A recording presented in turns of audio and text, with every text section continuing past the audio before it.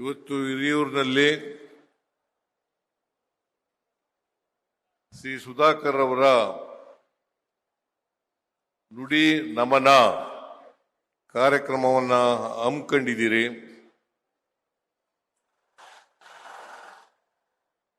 ಸುಧಾಕರ್ ಅವರು ಬಹಳ ಬೇಗ ನಮ್ಮನ್ನ ಅಗಲಿದ್ದಾರೆ. ಅವ್ರ ಹಿಂದಲೇ ಕೂಡ ಅವರ ಸಾವಿನಿಂದ ಈ ನುಡಿ ನಮನ ಕಾರ್ಯಕ್ರಮವನ್ನು ಹಮ್ಮಿಕೊಂಡಿದ್ದೀರಿ. ನಾವೆಲ್ಲರೂ ಕೂಡ ಇಲ್ಲಿ ಸೇರಿರ್ತಕ್ಕಂಥದ್ದು ಇದಕ್ಕೆ ಮುಖ್ಯ ಕಾರಣ ಸುಧಾಕರ್ ಅವರು. ಸುಧಾಕರ್ ಅವರು ನನ್ನ ಸಂಪುಟದಲ್ಲಿ ಸಚಿವರಾಗಿದ್ದಂಥವರು. ಈಗ ಅವರು ನಮ್ಮ ಜೊತೆ ಇಲ್ಲ. ಅವರು ನಮ್ಮನ್ನ ಅಗಲಿದ್ದಾರೆ ಅಂತಕ್ಕಂಥ ಮಾತುಗಳನ್ನ ಹೇಳಲಿಕ್ಕೆ ಬಯಸ್ತಾ ಇದ್ದೇನೆ. ಸುಧಾಕರ್ ಅವರು ಒಬ್ಬ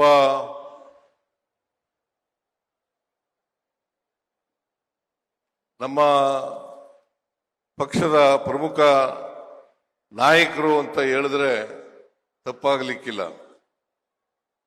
ಅವರು 4 ಬಾರಿ ಶಾಸಕರಾಗಿದ್ದರು. ಒಮ್ಮೆ ಚಳ್ಳಕೆರೆಯಲ್ಲಿ, ಹಿರಿಯೂರಿನಲ್ಲಿ 3 ಬಾರಿ ಶಾಸಕರಾಗಿದ್ದರು. ಚಳ್ಳಕೆರೆ ರಿಸರ್ವ್ ಆದದರಿಂದ, ST ರಿಸರ್ವ್ ಆದದರಿಂದ ಹಿರಿಯೂರಿನಲ್ಲಿ ಪಕ್ಕದ ಕ್ಷೇತ್ರ ಹಿರಿಯೂರಿನಲ್ಲಿ ಅವರು ಶಾಸಕರಾಗಬೇಕು, ಚುನಾವಣೆಗೆ ನಿಲ್ಲಬೇಕಾಯಿತು. ಇಲ್ಲಿಂದ ಬಹಳ ದೊಡ್ಡ ಅಂತರದಿಂದ ಗೆದ್ದಿದ್ದಾರೆ ಅಂತಕ್ಕಂಥ ಮಾತುಗಳನ್ನು ಹೇಳಲಿಕ್ಕೆ ಬಯಸ್ತಾ ಇದ್ದೇನೆ. ಅವರು ಒಬ್ಬ ಕ್ರಿಯಾಶೀಲ, ಜನಪರವಾದಂಥ ವ್ಯಕ್ತಿತ್ವವನ್ನು ಹೊಂದಿದ್ದಂಥ ವ್ಯಕ್ತಿ ಅಂತಕ್ಕಂಥ ಮಾತುಗಳನ್ನು ಹೇಳಲಿಕ್ಕೆ ಬಯಸ್ತೇನೆ. ಯಾಕಂತಂದ್ರೆ ಅವರು ಹಿರಿಯೂರಿನಲ್ಲಿ ಯಾವತ್ತೂ ಕೂಡ ಜಾತಿ ಆಧಾರದ ಮೇಲೆ ಮತ ಹಾಕಿಲ್ಲ ಅಂತಕ್ಕಂಥ ಮಾತುಗಳನ್ನ ತಾವು ತಿಳ್ಕೊಂಡಿದ್ದೀರಿ ಅಂತಕ್ಕಂಥದ್ದು ನನ್ನ ಭಾವನೆ.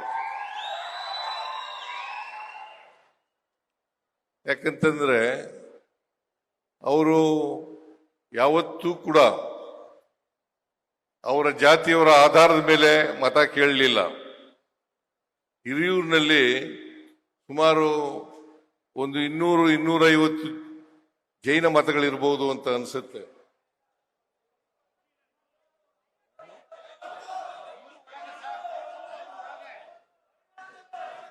ಒಳಗಡೆನಾ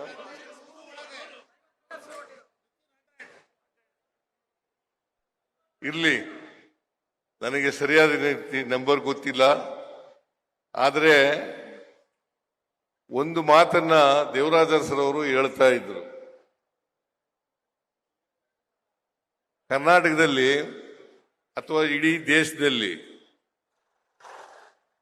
ಚುನಾವಣೆಗೆ ಅಭ್ಯರ್ಥಿ ಆಗ್ಬೇಕಾದ್ರೆ ಇಲ್ಲ ಜಾತಿಯವರ ಮತಗಳಿರಬೇಕು, ಇಲ್ಲೇ ಹೋದ್ರೆ ಅವ್ರ ಜಾತಿಯವರು ಮತಗಳೇ ಇರಬಾರದು ಅಂತಕ್ಕಂಥ ಮಾತುಗಳನ್ನ ದೇವರಾಜ ಸರ್ ಅವರು ಹೇಳ್ತಾ ಇದ್ರು.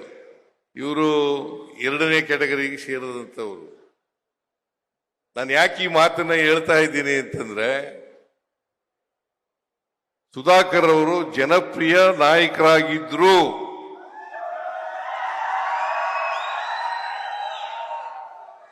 ಜಾತ್ಯತೀತ ವ್ಯಕ್ತಿಯಾಗಿದ್ರು. ಎಲ್ಲ ಜನಾಂಗದವರನ್ನ, ಎಲ್ಲ ಜಾತಿಯವರನ್ನ, ಎಲ್ಲ ಧರ್ಮದವರನ್ನ ಪ್ರೀತಿಸ್ತಕ್ಕಂಥ ಗುಣವನ್ನ ಬೆಳೆಸಿಕೊಂಡಿದ್ರು ಅಂತಕ್ಕಂಥ ಮಾತುಗಳನ್ನ ತಮಗೆ ತಿಳಿಸಲಿಕ್ಕೆ ಬಯಸ್ತಾ ಇದ್ದೇನೆ. ಚಿತ್ರದುರ್ಗ ಜಿಲ್ಲೆ ಬಹಳ ಹಿಂದುಳಿದಿರ್ತಕ್ಕಂಥ ಜಿಲ್ಲೆ. ಬಡವರು ಜಾಸ್ತಿ ಇರ್ತಕ್ಕಂಥದ್ದು. ಎಲ್ಲ ಜಾತಿನಲ್ಲೂ ಕೂಡ ಬಡವರು ಇದ್ದಾರೆ. ಅದಕ್ಕೋಸ್ಕರನೇ ನಮ್ಮ ಸರ್ಕಾರ ಇದ್ದಾಗ ಈಗಲೂ ಇದೆ, ನಾನು ಮುಖ್ಯಮಂತ್ರಿ ಆಗಿರುವಾಗ ನಮ್ಮ ಪಕ್ಷದ ವತಿಯಿಂದ ನಾವು ಅನೇಕ ಕಾರ್ಯಕ್ರಮಗಳನ್ನು ರೂಪಿಸ್ತೇವೆ. ವಿಶೇಷವಾಗಿ ಬಡವರು, ಎಲ್ಲ ಜಾತಿಲಿರ್ತಕ್ಕಂಥ ಬಡವರು, ಆ ಬಡವರಿಗೋಸ್ಕರ ಅನೇಕ ಕಾರ್ಯಕ್ರಮಗಳನ್ನು ರೂಪಿಸ್ತೇವೆ. ಕಾರಣ ಯಾಕಪ್ಪ ಅಂತಂದ್ರೆ ಸಮಾಜದಲ್ಲಿ ಅಸಮಾನತೆ ಹೋಗ್ಬೇಕು, ಸಮಾನತೆ ಬರಬೇಕು. ಅದಕ್ಕೋಸ್ಕರ ಬಡವರನ್ನ ಶಕ್ತಿ ತುಂಬತಕ್ಕಂಥ, ಆರ್ಥಿಕವಾಗಿ ಸಾಮಾಜಿಕವಾಗಿ ಶಕ್ತಿ ತುಂಬತಕ್ಕಂಥ ಕೆಲಸವನ್ನ ನಮ್ಮ ಕಾರ್ಯಕ್ರಮಗಳ ಮೂಲಕ ಮಾಡದು ಅಂತಕ್ಕಂಥ ಮಾತುಗಳನ್ನ ಈ ಸಂದರ್ಭದಲ್ಲಿ ಹೇಳಲಿಕ್ಕೆ ಬಯಸ್ತಾ ಇದ್ದೇನೆ. ಸುಧಾಕರ್ ಅವರು ಈ ಜಿಲ್ಲೆಯ ಅಭಿವೃದ್ಧಿ ಮತ್ತೆ ಬಡವರ ಆರ್ಥಿಕ ಸಾಮಾಜಿಕ ಶಕ್ತಿಯನ್ನ ತುಂಬಬೇಕು ಅಂತಕ್ಕಂಥದ್ರಲ್ಲಿ ಬಹಳ ಬದ್ಧತೆಯನ್ನ ಇಟ್ಕೊಂಡಿದ್ರು ಅಂತಕ್ಕಂಥ ಮಾತುಗಳನ್ನ ತಮಗೆ ತಿಳಿಸಲಿಕ್ಕೆ ಬಯಸ್ತಾ ಇದ್ದೇನೆ. ಅವರು ಅಕಾಲಿಕ ಮರಣಕ್ಕೆ ತುತ್ತಾದರು. ಈ ಜಿಲ್ಲೆ ನೀರಾವರಿ ಆಗಬೇಕು, ಕೆರೆಗಳಿಗೆ ನೀರು ತುಂಬಿಸಬೇಕು, ಆ ಮೂಲಕ ಅಂತರ್ಜಲ ಮೇಲಕ್ಕೆ ಬರಬೇಕು ಅಂತಕ್ಕಂಥದ್ರಲ್ಲಿ ಬಹಳ ಅಪಾರವಾದಂಥ ನಂಬಿಕೆಯನ್ನ ಇಟ್ಕೊಂಡಿದ್ರು ಅಂತಕ್ಕಂಥ ಮಾತುಗಳನ್ನ ಹೇಳಲಿಕ್ಕೆ ಬಯಸ್ತಾ ಇದ್ದೇನೆ. ಅದಕ್ಕೋಸ್ಕರನೇ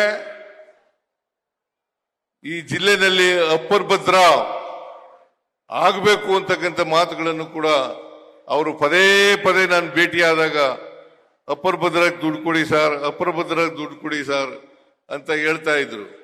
ಅಪ್ಪರ್ ಭದ್ರಾಕ್ಕೆ ನಮ್ಮ ಸರ್ಕಾರ ಆದ್ಯತೆಯನ್ನು ಕೊಟ್ಟಿದೆ. ಆದರೆ ಕೇಂದ್ರ ಸರ್ಕಾರದ ಮುಂದೆ ನಾವು ಅನೇಕ ಸಾರಿ ಭೇಟಿ ಮಾಡಿ ಪ್ರಧಾನಮಂತ್ರಿಗಳನ್ನ, ಹಣಕಾಸು ಮಂತ್ರಿಯನ್ನ ಬೇಡದೋ ನಾನು ಡಿ ಕೆ ಶಿವಕುಮಾರ್ ಅವರೆಲ್ಲರೂ ಕೂಡ ಅವರು ಅಧ್ಯಕ್ಷರಾಗಿದ್ರುವಾಗ ನಾವೆಲ್ಲರೂ ಕೂಡ ಅನೇಕ ಸಾರಿ ಅಪ್ಪರ್ ಭದ್ರಾಕ್ಕೆ ಮಾಡಬೇಕು ಅಂತ ಒತ್ತಾಯ ಮಾಡೋದು. ಆದರೆ ಶ್ರೀಮತಿ ಹಣಕಾಸಿನ ಮಂತ್ರಿಯಾಗಿದ್ದಂತ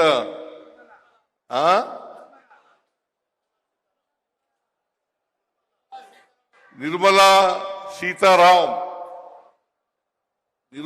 ಸೀತಾರಾಮ್ ಅವರು ಅಂತಿಮವಾಗಿ ಒಪ್ಕೊಂಡು ಚುನಾವಣೆ ಇತ್ತು 2023ರಲ್ಲಿ. ಆ ಚುನಾವಣಾ ಸಂದರ್ಭದಲ್ಲಿ ಅವರಿಗೆ ಅವರ ಬಜೆಟ್ ಮಂಡಿಸಿದ್ರು. ಆಗ 23-24ರಲ್ಲಿ ಬಜೆಟ್ ಮಂಡಿಸಿದ್ರು. ಆ ಮಂಡಿಸಿದಾಗ ಅಪ್ಪರ್ ಭದ್ರಾಕ್ಕೆ 5,000 ಕೋಟಿ ರೂಪಾಯಿಗಳನ್ನ ಕೊಡ್ತೀವಿ ಅಂತ ಹೇಳಿದ್ರು. ಕರ್ನಾಟಕದ ಬಿಜೆಪಿ ನಾಯಕರುಗಳು ಒತ್ತಡ ಹಾಕಿದ್ರು ಅಂತ ಅನ್ಸುತ್ತೆ. 5,000 ಕೋಟಿ ರೂಪಾಯಿಗಳನ್ನ ಬಜೆಟ್ ಭಾಷಣದಲ್ಲಿ ಘೋಷಣೆ ಮಾಡಿದ್ದು 23-24ರ ಕೇಂದ್ರ ಸರ್ಕಾರದ ಬಜೆಟ್ನಲ್ಲಿ. ಆದರೆ ಇವತ್ತಿನವರಿಗೆ 1 ರೂಪಾಯಿನೂ ಕೂಡ ಬರಲಿಲ್ಲ. ಅಲ್ಲಿ ಬಜೆಟ್ನಲ್ಲಿ ಘೋಷಣೆ ಮಾಡಿದ ಮೇಲೆ ಅಂದಿನ ಮುಖ್ಯಮಂತ್ರಿ ಆಗಿದ್ದಂತ ಬಸವರಾಜ ಬೊಮ್ಮಾಯಿ ಅವರು ಇಲ್ಲೂ ಬಜೆಟ್ನಲ್ಲಿ ಘೋಷಣೆಯನ್ನ ಮಾಡಿದ್ರು. ಕೇಂದ್ರ ಸರ್ಕಾರ 5,000 ಕೋಟಿ ರೂಪಾಯಿಗಳನ್ನ ಘೋಷಣೆ ಮಾಡಿದ್ದಾರೆ, ಅದು ಬಂದೇ ಬರ್ತದೆ ಅಂತೇಳಿ ಕೇಂದ್ರ ಹಣಕಾಸಿನ ಮಂತ್ರಿಯಾಗಿದ್ದಂತ ನಿರ್ಮಲಾ ಸೀತಾರಾಮನ್ ಅವರಿಗೆ ಅಭಿನಂದನೆಗಳನ್ನು ಕೂಡ ಸಲ್ಲಿಸ್ತಕ್ಕಂಥ ಕೆಲಸವನ್ನ ಮಾಡಿದ್ರು. ಅಷ್ಟೇ ಅಲ್ಲ, ಅಪ್ಪರ್ ಭದ್ರಾ ಯೋಜನೆಯನ್ನ ಒಂದು ರಾಷ್ಟ್ರೀಯ ಯೋಜನೆಯನ್ನಾಗಿ ಮಾಡ್ತೀನಿ ಅಂತೇಳಿ ಘೋಷಣೆಯನ್ನ ಮಾಡಿದ್ರು. ರಾಷ್ಟ್ರೀಯ ಯೋಜನೆನೂ ಆಗಲಿಲ್ಲ. ಇವತ್ತಿನವರೆಗೆ 1 ರೂಪಾಯಿನೂ ಬರಲಿಲ್ಲ. ಅನೇಕ ಸಾರಿ ನಾನು ಭೇಟಿಯಾಗಿದ್ದೆ, ನೀರಾವರಿ ಸಚಿವರು ಭೇಟಿಯಾಗಿದ್ರು. ಅವತ್ತು ನೀರಾವರಿ ಸಚಿವರಾಗಿದ್ದಂತ ಡಿ ಕೆ ಶಿವಕುಮಾರ್ ಅವರು ಕೂಡ ಭೇಟಿಯಾಗಿದ್ರು. ಆದರೆ ಇವತ್ತಿನವರೆಗೂ ₹1 ಕೊಡಲಿಲ್ಲ. ಇವತ್ತಿನವರೆಗೂ ₹1 ಕೊಡಲಿಲ್ಲ. ಆದರೂ ಕೂಡ ಅಪ್ಪರ್ ಭದ್ರಾ ಯೋಜನೆಯನ್ನ ನಾವು ಮುಗಿಸ್ತೇವೆ. ಇದು ಸುಧಾಕರ್ ಅವರ ಆಸೆ ಆಗಿತ್ತು. ಆದ್ರಿಂದ ನೀವೆಲ್ಲ 10 ಗಂಟೆಗೆ ಬಂದಿದ್ದೀರಿ. 10 ಗಂಟೆಗೆ ಬಂದಿದ್ದೀರಿ. ಇಲ್ಲಿ ಉಪಚುನಾವಣೆ ನಡೀತದೆ. ಸುಧಾಕರ್ ಅವರ ಜಾಗವನ್ನು ತುಂಬಲಿಕ್ಕೆ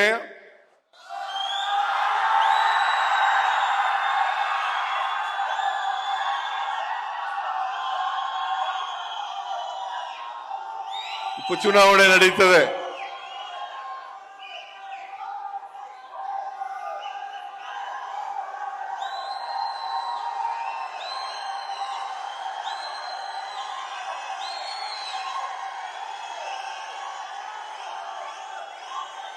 ಸುಧಾಕರ್ ಅವರು ಮೇ 10ರಲ್ಲಿ ಸತ್ತಿರ್ತಕ್ಕಂಥದ್ದು. ಸತ್ತ 6 ತಿಂಗಳೊಳಗಡೆ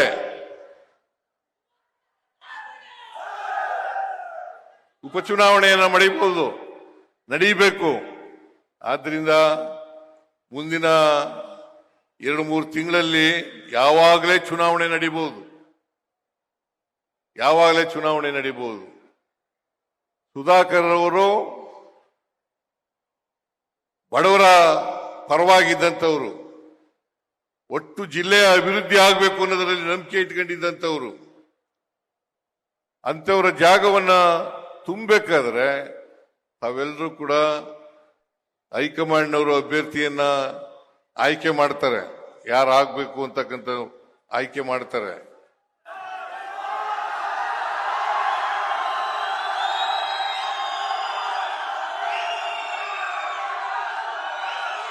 ನಾನೇ ಘೋಷಣೆ ಮಾಡಕ್ಕಾಗಲ್ಲ. ಕೂತ್ಕೊಳ್ಳಿ.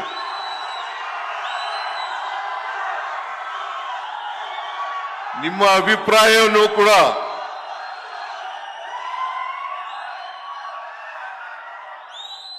ಹೈಕಮಾಂಡ್ಗೆ ತಿಳಿಸ್ತಕ್ಕಂಥ ಕೆಲಸವನ್ನ ಮಾಡ್ತೇನೆ.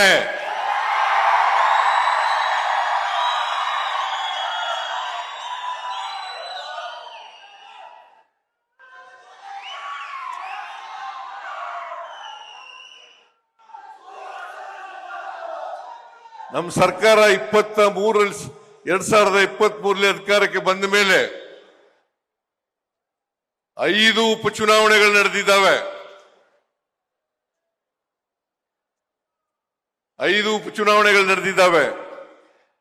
5 ಉಪಚುನಾವಣೆಗಳಲ್ಲೂ ಕೂಡ ನಾವು ಗೆದ್ದಿದ್ದೇವೆ ಅಂತಕ್ಕಂಥ ಮಾತುಗಳನ್ನ ಕೂಡ ಹೇಳಲಿಕ್ಕೆ ಬಯಸ್ತಾ ಇದ್ದೇನೆ.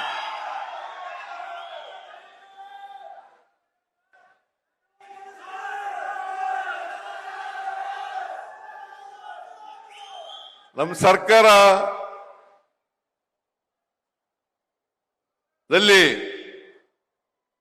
ಎಲ್ಲ ಅಭಿವೃದ್ಧಿ ಕಾರ್ಯಕ್ರಮಗಳನ್ನು ಕೂಡ ಮಾಡಿದ್ದೇವೆ. ಜನತೆಗೆ ಕೊಟ್ಟಂತ ವಚನಗಳನ್ನು ಈಡೇರಿಸಿದ್ದೇವೆ.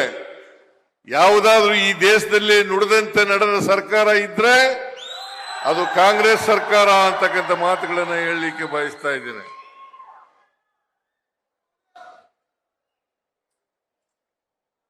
ನಮ್ಮ ಎಲ್ಲ ಗ್ಯಾರಂಟಿ ಯೋಜನೆಗಳು ಕೂಡ ಜನರನ್ನ ತಲುಪಿದ್ದಾವೆ ಅಂತಕ್ಕಂಥದ್ದು ಈ 5 ಉಪಚುನಾವಣೆಗಳಲ್ಲಿ ಗೆದ್ದಿರ್ತಕ್ಕಂಥದ್ದೇ ನಮ್ಮ ಎಲ್ಲ ಜನರ ವಿಶ್ವಾಸವನ್ನ ಉಳಿಸಿಕೊಳ್ತಕ್ಕಂಥ ಕೆಲಸ ಮಾಡಿದ್ದೇವೆ ಅಂತಕ್ಕಂಥ ಮಾತುಗಳನ್ನು ಕೂಡ ಹೇಳಲಿಕ್ಕೆ ಬಯಸ್ತಾ ಇದ್ದೇನೆ. ಹಿರಿಯೂರಿನಲ್ಲೂ ಕೂಡ ನಾವು ಗೆದ್ದೇ ಗೆಲ್ತೀವಿ ಅಂತಕ್ಕಂಥ ಮಾತುಗಳನ್ನ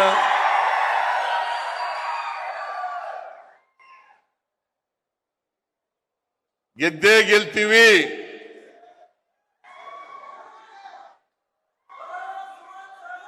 ನಮ್ಮ ಸರ್ಕಾರದ ಮೇಲೆ ಯಾವುದೇ ಹಗರಣ ಇಲ್ಲ.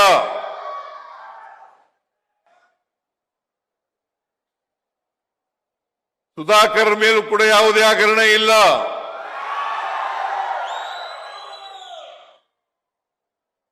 ಆದ್ರಿಂದ ನೀವೆಲ್ಲರೂ ಕೂಡ ಮನಸ್ಸು ಮಾಡಿದ್ದೀರಿ ಅಂತಕ್ಕಂಥ ನನ್ನ ಭಾವನೆ.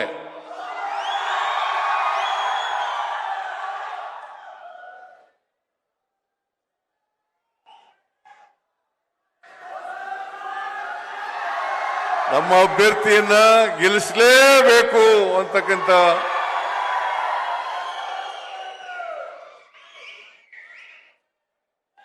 ನಾನು ಈಗಾಗಲೇ ಹೇಳಿದ್ದೀನಿ. ನಿಮ್ಮ ಅಭಿಪ್ರಾಯವನ್ನು ಕೂಡ ಹೈಕಮಾಂಡ್ ಮುಂದೆ ಬಹಳ ಬಲವಾಗಿ ಮಂಡಿಸ್ತೇನೆ.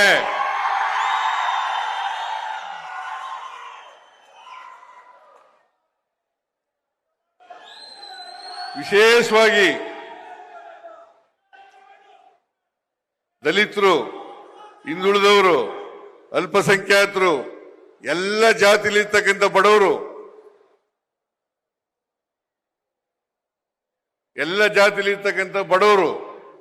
ನಮ್ಮ ಪಕ್ಷವನ್ನ ಬೆಂಬಲಿಸ್ತಾ ಬಂದಿದ್ದಾರೆ. ನನಗೆ ಸಂಪೂರ್ಣ ವಿಶ್ವಾಸ ಇದೆ. 2028 ನಡೀತಕ್ಕಂಥ ವಿಧಾನಸಭಾ ಚುನಾವಣೆ ಇರಬಹುದು, ಈಗ ನಡೀತಕ್ಕಂಥ ಉಪಚುನಾವಣೆ ಇರಬಹುದು, ಎಲ್ಲ ಚುನಾವಣೆಗಳಲ್ಲೂ ಕೂಡ ಜನರು ನಮ್ಮನ್ನ ಬೆಂಬಲಿಸ್ತಾರೆ, ಕೈ ಹಿಡಿತಾರೆ ಅಂತಕ್ಕಂಥ ಮಾತುಗಳನ್ನು ಹೇಳಲಿಕ್ಕೆ ಬಯಸ್ತಾ ಇದ್ದೇನೆ. 2023ರಲ್ಲಿ ನಡೆದಂತ ವಿಧಾನಸಭಾ ಚುನಾವಣೆಯಲ್ಲಿ ನಾವು 136 ಸ್ಥಾನಗಳನ್ನು ಗೆದ್ದಿದ್ದೀವಿ. ಈಗಲೂ ಕೂಡ ಜನರ ವಿಶ್ವಾಸವನ್ನು ಉಳಿಸಿಕೊಳ್ತಕ್ಕಂಥ ಪ್ರಯತ್ನವನ್ನು ಮಾಡಿದ್ದೇವೆ. ಈಗ ಭೀಕರವಾದಂಥ ಬರಗಾಲ ಇದೆ. ಸರ್ಕಾರ ಬರಗಾಲವನ್ನ ಬಹಳ ಸಮರ್ಥವಾಗಿ ಎದುರಿಸ್ತದೆ ಅಂತಕ್ಕಂಥ ವಿಶ್ವಾಸ ನನಗಿದೆ. ಆದರೂ ನಾನು ನಂಬಿಕೆ ಕಳ್ಕೊಂಡಿಲ್ಲ. ಮುಂದೆ ಮಳೆ ಆಗ್ತಕ್ಕಂಥ ಪರಿಸ್ಥಿತಿ ಇದೆ. ಆದರೆ ನಿಮ್ಮೆಲ್ಲರ ಸಹಕಾರ, ಬೆಂಬಲ ಇರಬೇಕು ಅಂತಕ್ಕಂಥ ಮಾತುಗಳನ್ನು ಹೇಳಲಿಕ್ಕೆ ಬಯಸ್ತಾ ಇದ್ದೇನೆ.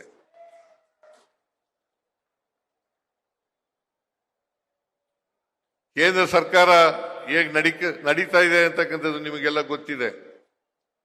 ಅವರು ಯಾವತ್ತೂ ಕೂಡ ನುಡಿದಂತೆ ನಡೆದವರಲ್ಲ. ಬಿಜೆಪಿಯ ಸರ್ಕಾರ ನುಡಿದಂತೆ ನಡೆದಂತ ಸರ್ಕಾರ ಅಲ್ಲ.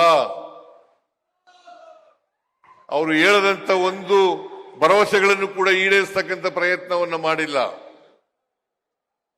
ಆದ್ರಿಂದ ಈಗ ಮೊನ್ನೆ ನಡೆದಂತ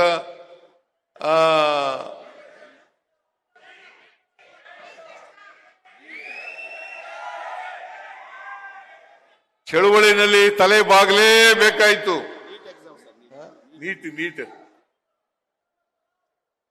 ನೀಟ್ ಪರೀಕ್ಷೆಯಲ್ಲಿ ಪತ್ರಿಕೆ ಸೋರಿಕೆ ಆಯಿತು. ಒಂದು ತಿಂಗಳಿಂದೆ.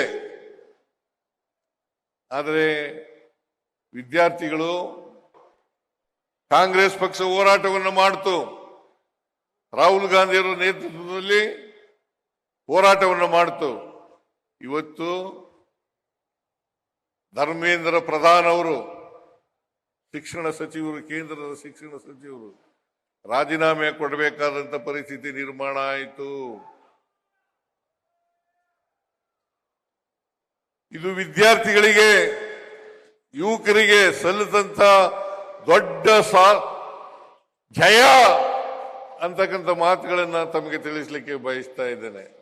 ಆದ್ರಿಂದ ಕೇಂದ್ರದ ಮೋದಿ ಸರ್ಕಾರ, ಬಿಜೆಪಿ ಸರ್ಕಾರ ಎಲ್ಲ ಕ್ಷೇತ್ರಗಳಲ್ಲೂ ಕೂಡ ಸಂಪೂರ್ಣ ವಿಫಲ ಆಗಿದೆ. ಅದನ್ನ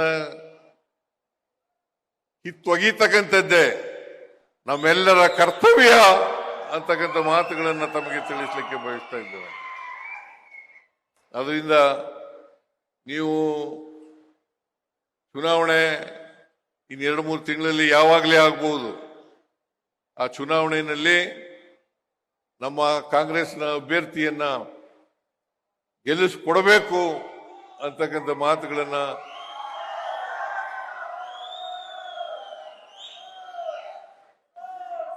ನಿಮ್ಮ ನಿರೀಕ್ಷೆಗೆ ತಕ್ಕಂತೆ ಸರ್ಕಾರ ಕೊಟ್ಟಿದ್ದೀವಿ. ನಾವು ಅನೇಕ ಕಾರ್ಯಕ್ರಮಗಳನ್ನು ಮಾಡಿದ್ದೇವೆ, ವಚನಗಳನ್ನು ಕೊಟ್ಟಂತೆ ನಡ್ಕೊಂಡಿದ್ದೀವಿ, ಕೊಟ್ಟ ಮಾತಿನಂತೆ ನಡ್ಕೊಂಡಿದ್ದೀವಿ. ಅದರಿಂದ ಸುಧಾಕರ್ ಅವರ ಆತ್ಮಕ್ಕೆ ಶಾಂತಿ ದೊರಕಬೇಕು ಅನ್ನೋದಾದ್ರೆ ನೀವೆಲ್ಲರೂ ಕೂಡ ಕಾಂಗ್ರೆಸ್ನ ಅಭ್ಯರ್ಥಿಯನ್ನ ಗೆಲ್ಲಿಸಲೇಬೇಕು.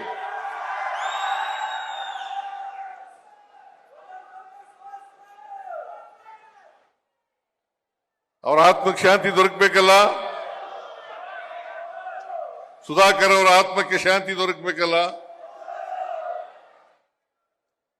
ಅವರ ಆತ್ಮಕ್ಕೆ ಶಾಂತಿ ದೊರಕಬೇಕಾದ್ರೆ ಕಾಂಗ್ರೆಸ್ನ ಅಭ್ಯರ್ಥಿಯನ್ನ ಗೆಲ್ಲಿಸ್ತಕ್ಕಂಥ ತೀರ್ಮಾನವನ್ನು ಮಾಡಬೇಕು. ಇವತ್ತು ನೀವು ಇಷ್ಟೊಂದು ಜನ ಸೇರಿದ್ದೀರಿ.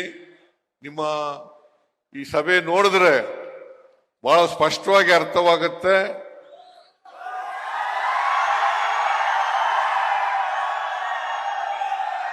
ಕಾಂಗ್ರೆಸ್ನ ಅಭ್ಯರ್ಥಿಯನ್ನ ಗೆಲ್ಲಿಸ್ತೀರಿ ಅಂತಕ್ಕಂಥ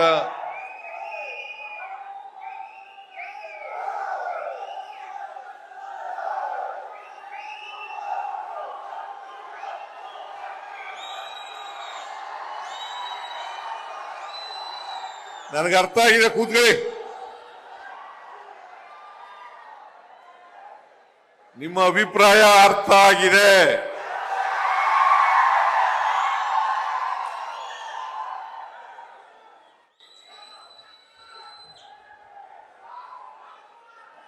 ನಾನು ಉಪಚುನಾವಣೆಯಲ್ಲಿ ಅನೇಕ ಕಡೆಗಳಿಗೆ ಬರ್ತೀನಿ.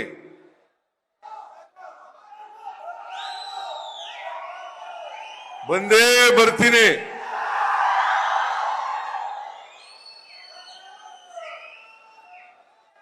ನಿಮ್ಮ ಮನೆ ಮನೆಗೆ ಬಂದು ನಮ್ಮ ಕಾರ್ಯಕರ್ತರು ಕೇಳ್ತಾರೆ, ನೀವು ಕೂಡ ಕೇಳಬೇಕು. ಸುಧಾಕರ್ ಅವರ ಸ್ಥಾನವನ್ನ ಭರ್ತಿ ಮಾಡತಕ್ಕಂಥ ಕೆಲಸವನ್ನ ನೀವು ಮಾಡಬೇಕು.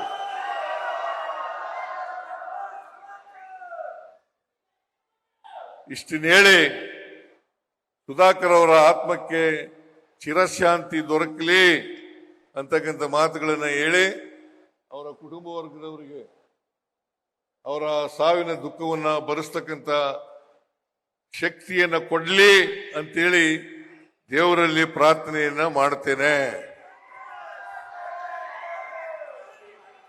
ಸುಧಾಕರ್ ಅವರ ಸಾವಿನಿಂದ